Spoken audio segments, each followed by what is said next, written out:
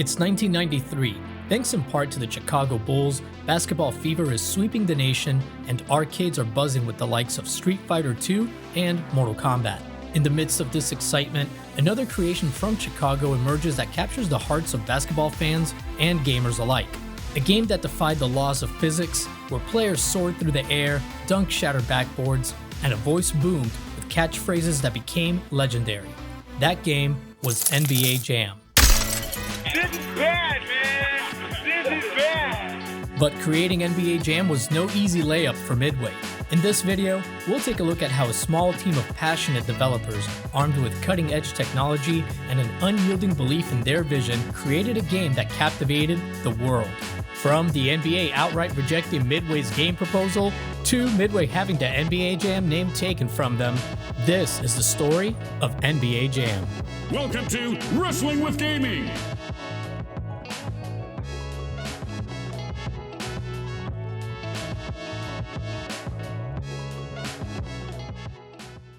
NBA Jam was the brainchild of Mark Turmel, a programmer who arrived at Williams in 1989, about a year after Williams had purchased Bally/Midway. The staff at Williams weren't impressed when they first met Turmel at a dinner.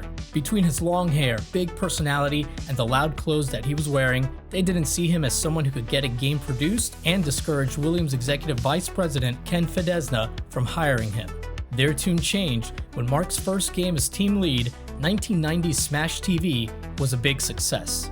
Talented Williams employees like Narc creator Eugene Jarvis and future Mortal Kombat co-creator John Tobias worked with Turmel on Smash TV.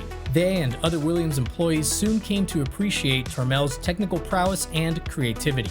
Unfortunately, Mark and Tobias' next game, 1991's Total Carnage, proved to be a commercial failure. John Tobias moved on to work with Ed Boon on what would become Mortal Kombat, leaving a discouraged Mark Turmel unsure of what to do next. That is until Terminator 2 Judgment Day programmer George Petros suggested to Mark that he create a basketball game.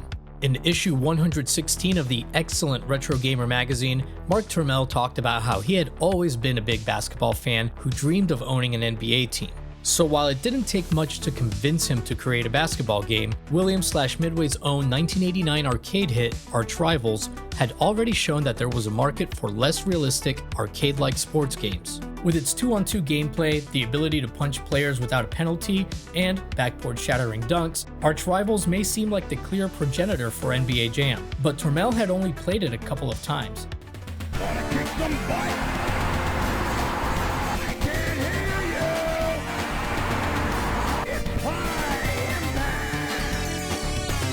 It was actually the feel of 1990's high-impact football and its sequel, 1991's super high-impact football, that Mark Turmel wanted to bring to the world of basketball. Turmel also wanted his game's graphics to be digitized, a strength of Williams/Midway, who I'll just refer to as Midway going forward. Midway were digitized graphics pioneers and used digitized graphics in Narc, High Impact and Super High Impact Football, and Terminator 2 the arcade game. Turmel scouted local Chicago basketball players playing games of pickup and discovered a 6'5", flashy player by the name of Willie Morris Jr. Mark offered Morris a job and, despite his initial skepticism, a few days later found himself in a warehouse Midway had rented. Morris was filmed as he dribbled, shot, passed, blocked, and pretended to play against an invisible person. But more importantly, Morris unleashed a slew of creative and over-the-top dunks that would become synonymous with NBA Jam. Digitized versions of Morris were used for all 4 players in Midway's pitch video to the NBA, but in order to capture different body sizes and skin tones, Turmel recruited 3 additional amateur and college players, Todd McLaren, Tony Scott, and Stephen Howard, who would go on to play in the NBA. Turmel assembled a development team of only 7 people, including himself, to work on NBA Jam. Unfortunately, the digitizing process turned out to be more challenging than expected. The dev team had painted the wall and floor of the warehouse blue and ordered plain gray uniforms that would be easy to key out. But the uniforms that came in were blue, and there wasn't enough time to paint the warehouse a different color. This resulted in artists John Carlton and Tony Goski having to manually cut the players out from the background for each frame, as well as correct for any blue bleed from the wall and floor. A long and tedious task. Once digitized, a simple palette swap a la Sub-Zero and Scorpion would change the uniform's colors. of which there were plenty to choose from since NBA Jam used Midway's T-Unit arcade board. Our hardware was amazing. It gave us the ability to, most hardware for video games at the time had like 16 colors of just a few palettes they could put on the screen at any one time, or 32 or something like that. But we had the ability to put 256 palettes of 256 colors, which if we were creative enough could make, pretty much make it look like unlimited colors on the screen. This is the same board that was used in Mortal Kombat 1 and 2 and later in NBA Jam Tournament Edition. Digitization didn't end at the players. The crowd was pulled from video of actual basketball fans, and the court and stands were digitized from DePaul University's basketball court. The referee during tip-off is a Midway employee, and the cheerleaders are played by 2 Playboy models, one of which, Carrie Hoskins, went on to play Sonya Blade in Mortal Kombat. NBA Jam started as a 3-on-3 basketball game, but Turmel found that 3 players made the passing mechanics too complicated for the sort of pick-up-and-play gameplay that he had in mind. Once 2-on-2 teams were settled on, Turmel envisioned a cabinet that allowed up to 4 players at one time. By charging 50 cents per 3-minute quarter, and with up to 4 players at a time, the cabinet could potentially earn $8 in less than 15 minutes. A 4-player cabinet was actually something that Turmel's new boss, Neil Nicastro, had at one point suggested for arch rivals. Nicastro loved the early progress of Turmel's then unnamed basketball game, and he made the decision to try to secure an NBA license for it. This decision would eventually have a major impact on the game's development, but getting the NBA to sign on proved to be easier said than done. Around July of 1992, Midway's marketing director Roger Sharp met with the NBA's head of non-apparel licensing, Michelle Brown. Sharp brought a pitch video that touted Midway's successes and highlighted how their game would be different from other basketball titles. Our new basketball game is being designed to give video game players the ultimate round ball experience. Although we're only a quarter of the way to completion, we've already built in new technologies that will take this game giant steps past anything done before. Everyone who has seen this work in progress agrees we have a hit on our hands. The tape showed off the game's TV-like presentation, lifelike players that scaled in size depending on their proximity to the camera, a realistic basketball court, and the promise of a live play-by-play announcer. Midway's tape also teased features that wouldn't make it into the final game, such as an undefined coach mode and alternate camera angles. Although Michelle Brown and the NBA were impressed with the presentation, they declined to sign a deal as they didn't want their brand associated with arcades, who still had a reputation in some places for being seedy and drug-filled wastes of time. The NBA's reasoning may sound silly, but even arcade game makers knew about the perception of arcades. Trying to change that perception is a big reason why so many arcade companies were happy to join the FBI's Winners Don't Use Drugs screen campaign back in 1989. Sharp had other meetings with Brown and provided the NBA with data about arcade earnings, customer demographics, and another videotape that showed arcades in movie theaters, bowling alleys, and other family-friendly places. Eventually, the NBA came around and gave Midway a license on the condition that the NBA could cancel it if the game started showing up in what they felt were seedy locations. The license cost Midway an unknown lump sum, plus, according to Mark Turmel, an additional royalty of $100 to $200 per cab sold. Mark has given slightly different figures in some interviews, but this is the most common average number I've seen from him and others at Midway. The name NBA Jam came from the NBA Jam session events that the NBA was running during its All-Star Weekend. The name was shortened to better fit the arcade marquee, and since it was based on one of the NBA's intellectual properties, the NBA got to keep ownership of the NBA Jam name, something that Midway would later regret. Throughout the licensing process, Midway continued working diligently on their game, but Turmel hadn't initially set out for NBA Jam to be quite so over the top. Instead, the exaggerated style came about organically through experimentation and sometimes even accidentally. A good example of this are the super high dunks, which came as a result of trying different numbers of frames between when a player jumps and when their wrist connects to the rim. And so a player would go up for a dunk, and we knew we had to, reach the rim, and based on how many ticks I would establish for that point of connection would dictate how high the player would go. If I said, well, get there in 2 seconds, well, it's going to have to go way up and then come way down. If it's 1 second, then it's a little bit more normal. Which is ironically how the big dunks happen, because like just by mistake you'd put in some number that was too big and the guy would shoot up in the air. It's like, whoa, that was really cool. Yeah. Turmel's team was worried that the NBA wouldn't approve of the crazy dunks and exaggerated gameplay that they were creating, but the NBA didn't have any issues with it, not even with shoving players to steal the ball. As development continued, NBA Jam became less about creating a basketball simulation and more about making a thrilling game you'd want to tune into, or better yet, play in. The dev team began making even more eye-catching dunks by splicing together frames from different dunks. For things like the walk cycles, frames were carefully selected to give players lifelike movement while still maintaining a low memory footprint. Having an NBA license changed some aspects of the game's development, the most obvious being putting actual NBA players in the game. The player headshots for the select screen were easy, as the NBA provided those. Since the NBA only provided front-facing photos of the players, it fell to artist Tony Goski to draw the NBA players' heads for gameplay. Goski had to painstakingly hand-draw each player's head from various angles. Using videos and magazine photos as reference, he spent 2 months meticulously crafting the 11 required head angles for each player.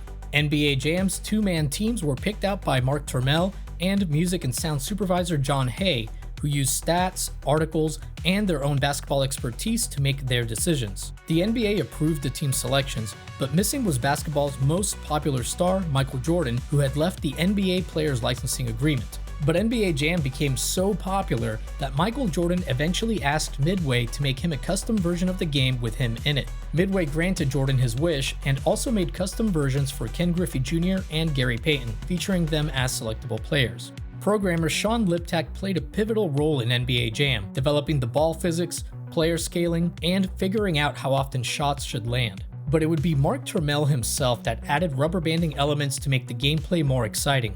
Much like how in Mario Kart, the person in last place has a higher chance of getting the lightning bolt item to shrink and slow down the other players, Turmel programmed the team with the lowest score to have a higher chance of making their shots versus the team in the lead. The idea was to create as close a game as possible so that players would be inclined to put in more money to play another quarter. If that wasn't a devious enough scheme for you, Turmel also made the game clock speed up and down in order to control the game's pace.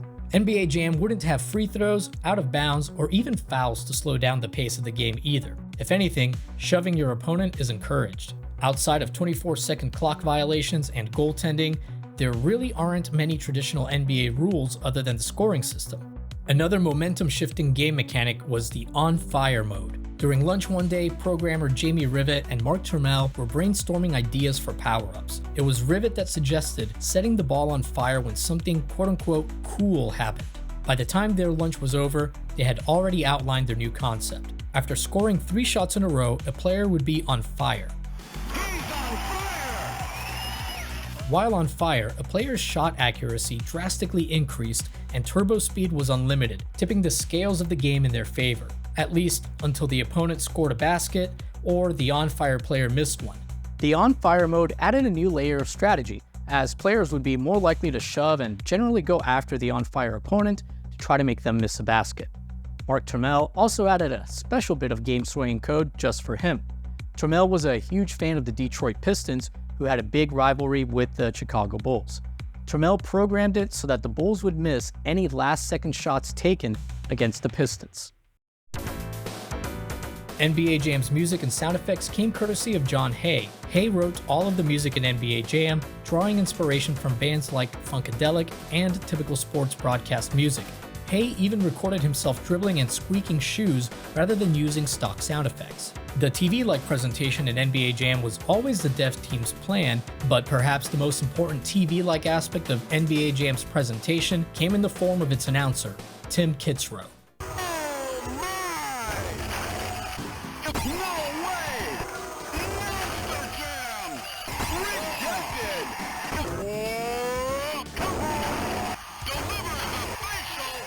For NBA Jam's announcer, John Hay suggested to Turmel that they use local actor and drummer Tim Kitzrow, who had a knack for comedic acting and already had experience doing voiceovers for some pinball games. The initial idea was for the announcer to resemble real-life NBA commentator Marv Albert, who was too expensive to hire.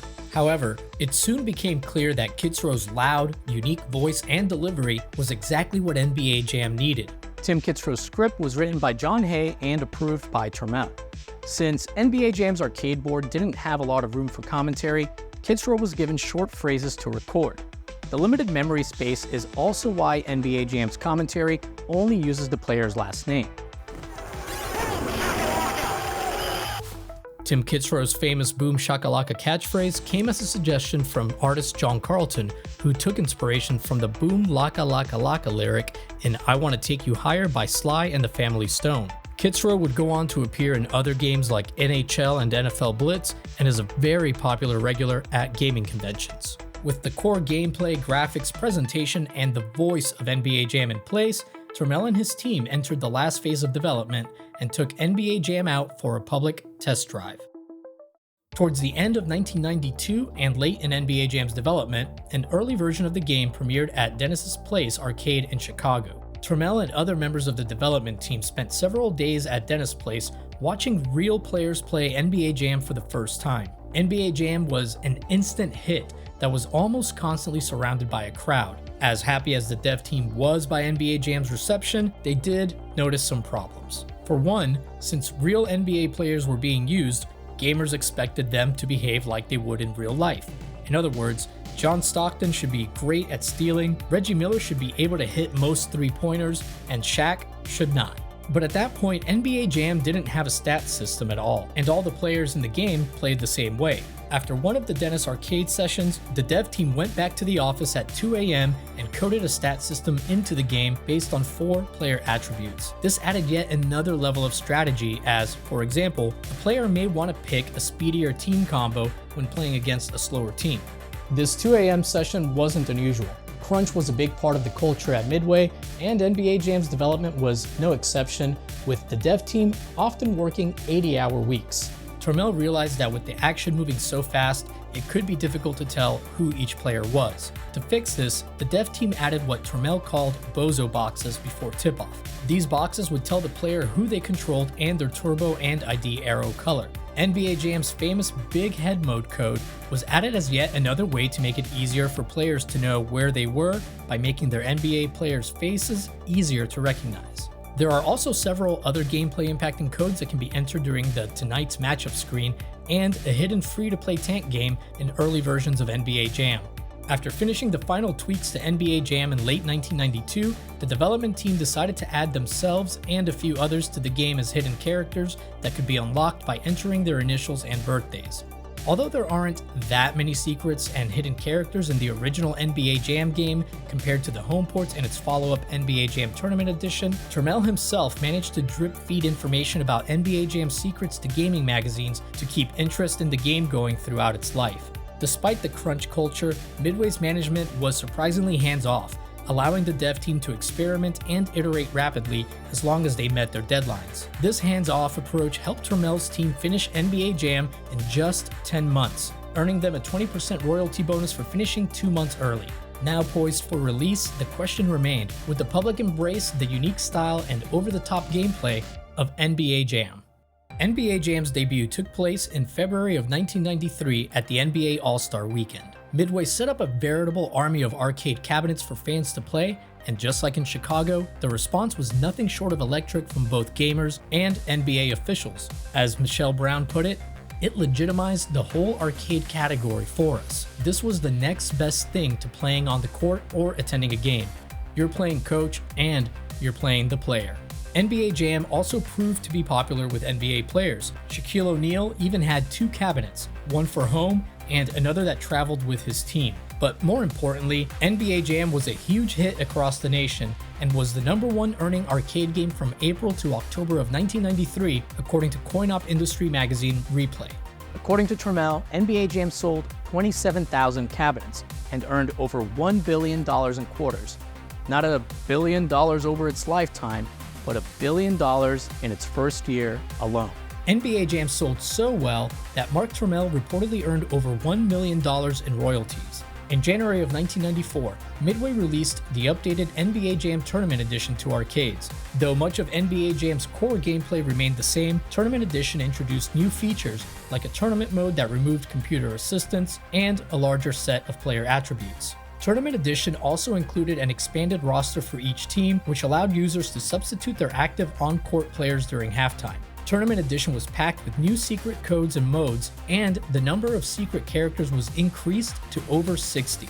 Early versions of Tournament Edition included several secret characters like Scorpion and Sub-Zero that were removed from later versions at the request of the NBA, who also forced Midway to remove the ability to break backboards.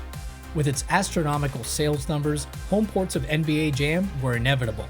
On March 4th, 1994, NBA Jam came to the Sega Genesis, Super Nintendo, and Sega Game Gear. Later that same year, ports for the Sega CD and Game Boy arrived on store shelves, and by the end of 1995, the following systems had received ports of the original NBA Jam, Tournament Edition, or both. In 1996, Tournament Edition was released for DOS and the Atari Jaguar, the latter of which is a surprisingly good port. These home versions were published by Acclaim, who had a long-standing right of first refusal deal for home console ports of all Midway arcade games. Many of the home ports were fairly close to the arcades. Some team rosters were different, and as to be expected, there were some changes in graphical and sound quality due to hardware limitations. The home ports do have some of their own unique codes and cheats, as well as some different secret characters from the arcade, including politicians. Midway and Mark Turmell's team had created a monster franchise with NBA Jam, turning it into the highest-earning arcade game ever at the time. But almost as quickly as they'd taken to the court, the ball would be stolen right out of Midway's hands. In June of 1994, GamePro reported that Midway and Acclaim's right of first refusal agreement would expire in 1995. Midway opted not to renew the deal and instead entered the home market for themselves by acquiring Trade West and rebranding it to Williams Entertainment, Inc. This left NBA Jam in limbo, as it was the NBA who owned the name and had only given Midway and Acclaim a short-term license. Midway may have created NBA Jam, but it was Acclaim who had turned in several hugely successful home ports, and it was clear that the future of video games was in home consoles. Much to the surprise of Midway, Acclaim ended up getting the license for NBA Jam. Now, there are conflicting reports about how this happened. According to the book NBA Jam by Reyan Ali, the NBA Jam dev team has alleged that a former Acclaim employee, now working in NBA licensing, misrepresented Midway's interest in wanting to try something new for their next project, as that being a lack of interest in continuing NBA Jam. That same director claims Midway explicitly told him they weren't interested in making another NBA Jam game, leading to Acclaim being granted the license due to their success with the home ports. Whatever the truth may be, this was the end of Midway releasing NBA Jam games, and to some, the death of the franchise. In 1996, Acclaim released their own arcade sequel to Tournament Edition called NBA Jam Extreme. Extreme ran on a 3D engine, and though it looks completely different from its predecessors, it's still very much a 2-on-2 basketball game in the vein of NBA Jam. Reviews of the arcade version of Extreme that I found were generally positive. In my opinion, the arcade version of Extreme certainly isn't bad, but it just doesn't quite feel like NBA Jam to me. Maybe it's because of the move to 3D, or maybe it's because Tim Kitzrow's replacement on commentary, Marv Albert, just doesn't boom shakalaka quite the same. Pass it, Reeves, head fake, boom shakalaka. Despite the positive reviews, apparently the arcade version of Extreme didn't sell well, and the home ports, which mostly received average to poor reviews, weren't big sellers either. NBA Jam Extreme would be the last arcade NBA Jam game. Midway negotiated a new license with the NBA, and Turmell's team put out their own basketball game in 1996 under the name NBA Hangtime. Midway presents NBA Hangtime. Tim Kitzrow was replaced with Neil Funk this time. Grizzlies have possession. Push to the floor. Raises up. Incredible. But Hangtime is a far more direct sequel to Tournament Edition, both in gameplay and visuals. Hangtime featured improved graphics, new moves, and new features like its Create-A-Player. Hangtime sold about 15,000 cabinets, and while that would be considered successful for any other game, it was disappointing coming off Midway's prior NBA Jam sales. Console sales for Hangtime were also decent, but nowhere near that of NBA Jam or Tournament Edition. Towards the end of 1996, Midway released an arcade upgrade named NBA Maximum Hangtime. This version had an updated roster and new secret codes and characters, but the gameplay was basically the same. In 1999, Midway released NBA Showtime NBA on NBC to arcades as well as to home consoles later that year. Showtime was Midway's own attempt at combining 3D polygons and NBA Jam-like gameplay. Showtime sold well at home and in the arcades, but again, nothing like NBA Jam's heyday. In 2001, Midway released NBA Hoops on home consoles only. Hoops is often considered the last direct descendant of the original NBA Jam's dev team, though it uses 3-on-3 teams instead of NBA Jam's traditional 2-on-2. Acclaim released several more NBA Jam games between 1998 and 2003, changing the formula up here and there with each game. Some games like NBA Jam 1999 and NBA Jam 2000 even have traditional 5-on-5 teams. Acclaim's final NBA Jam game was simply titled NBA Jam and was released for the PS2 and Xbox in 2003. In 2004, Acclaim filed for bankruptcy and went out of business. The NBA Jam franchise remained dead until EA Sports acquired the rights to it and released yet another game titled NBA Jam in 2010. This game was initially released for the Wii, PS3, and Xbox 360. NBA Jam On Fire Edition. It's a bird, it's a plane, it's an alley-oop jam! As of the making of this video, the final NBA Jam game was EA Sports NBA Jam On Fire Edition, which was only released digitally for the Xbox 360 and PS3 in 2011 and is unfortunately no longer available for purchase. I wasn't able to find a concrete answer as to why EA Sports, who still has the license to the NBA Jam name, hasn't released an entry since 2011. 2K does have a $1.1 billion licensing deal with the NBA to make NBA 2K games, but reportedly the deal is not exclusive, and EA Sports themselves were releasing NBA Live titles through 2018. I believe that the reason why we haven't seen a new NBA Jam game from EA Sports boils down to disappointing sales. I wasn't able to get total sales numbers, but 2010's NBA Jam sold less than 50,000 copies during its first month, priced at $50 a piece. When EA released 2011's On Fire sequel, they didn't think it would sell enough to warrant a physical release, and even priced it significantly lower at $14.99. It's too bad, as both games were generally well reviewed, and Mark Turmell even consulted on the 2010 NBA Jam. NBA Jam's legacy and influence can be seen in other titles like NFL Blitz, another Midway mega hit that applied NBA Jam's exaggerated reality formula to football. Today, there are plenty of ways to play NBA Jam, from emulating the arcade originals to playing one of the many home ports or buying an officially licensed NBA Jam cabinet from Arcade 1UP. Even in 2024, almost any old school arcade you walk into will probably have an NBA Jam or Tournament Edition arcade cabinet. Much of NBA Jam's original development team is still involved in the gaming industry, including Mark Turmell, who is currently with Zynga. Mark Turmell and his team created a unique basketball game that was somehow both grounded in realism and the absurd. One moment you were looking at a detailed replica of a basketball court and game scores that looked like they were right out of a TV broadcast. The next, you were 30 feet in the air with a flaming basketball in your hands. Yet somehow, it all works. When Mark Turmell was just 20 years old, he was interviewed by Electronic Fun with Computers and Games magazine in 1982. When he was asked what he thinks the elements of a good game are, Turmell replied, "Color, fast action, and sound." That sure sounds a lot like NBA Jam. I didn't spend too much time diving into the secret players and codes, as those have kind of been covered to death already and would really just pad the runtime of the video. If you want to learn the technical details of how NBA Jam's rubber banding works, I recommend checking out my buddy MVG's video about how NBA Jam cheats. As always, a big thank you to my Patreon members for their support. It is truly appreciated. If you would like to support the channel monetarily, you can do so at patreon.com/wrestlingwithgaming or by signing up for a YouTube membership if I've enabled that by this video's release. If you'd like to keep up with what's happening on the channel, you can follow me on Twitter @WrestlesGaming. But most of all, thank you for watching.